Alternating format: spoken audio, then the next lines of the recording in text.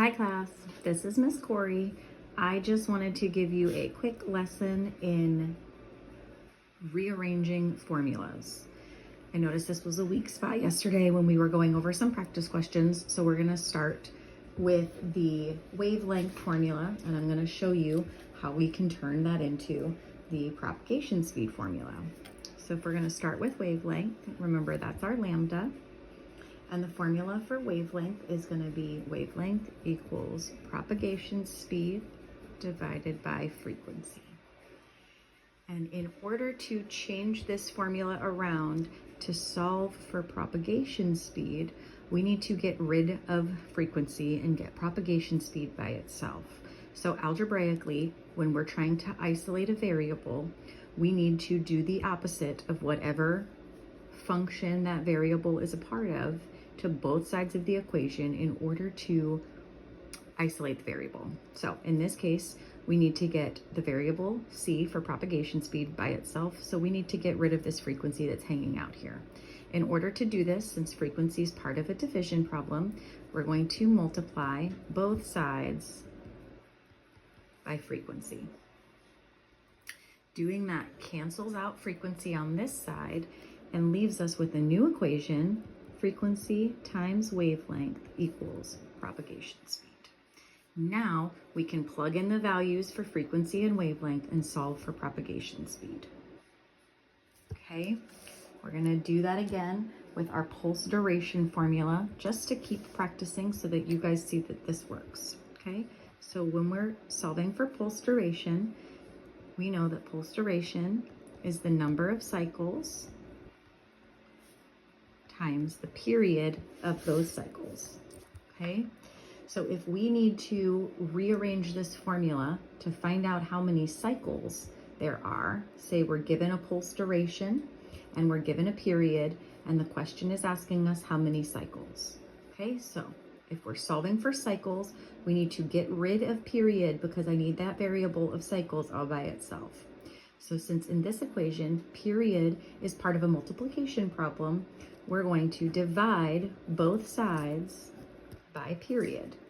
They will cancel out over here and leave us with a new equation, which is pulse duration divided by period equals number of cycles.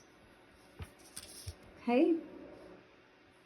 All right, now that we've done those two, I'm gonna go back to that last question that we had on the PowerPoint where we were given duty factor and pulse duration and asked to find the PRP.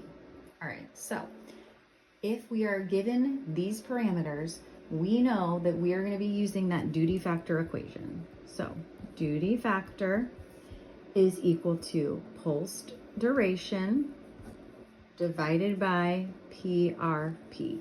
Since duty factor is a percentage, when we're solving for duty factor, we then multiply this by 100 to get us our percentage of the whole. We're not solving for duty factor and we're not solving a percentage, so we don't need that today. All right, so again, the variable we're trying to isolate is PRP. All right, so PRP is part of a division problem, so we need to multiply both sides by PRP in order to move them out of the way, okay? So we're gonna cancel out over here. This one's gonna be a two-stepper. So now we're left with duty factor times PRP equals pulse duration. But pulse duration is not the variable we want by itself. We still wanna get PRP by itself. So how do we do that? Let's get rid of duty factor. In order to get rid of duty factor, which is part of a multiplication problem, we're going to divide it by itself and perform the same operation on both sides. This now leaves us with PRP is equal to pulse duration divided by duty factor. And if we go back to that PowerPoint and plug in those numbers, they told us that duty factor is 0.33 and pulse duration is 0.66.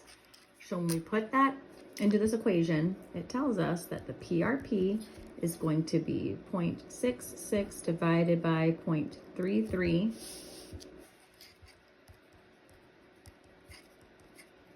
So that PRP equals 2. Okay, just a quick lesson on rearranging formulas. If you need more help with this, feel free to schedule tutoring with me or catch me on a break in class, and I will be happy to give some extra problems and we can work on this together. But keep in mind, if you are given a formula that has parameters, or a question that has parameters of a formula, we start with that formula and then just perform simple multiplication or division to isolate the variable you need on either side of the equation. That way you can solve for what you need with what you were given. Again, let me know if you have any questions or need additional help with this. I'm happy to keep tutoring and help you guys be successful in whatever way you need. Have a great day.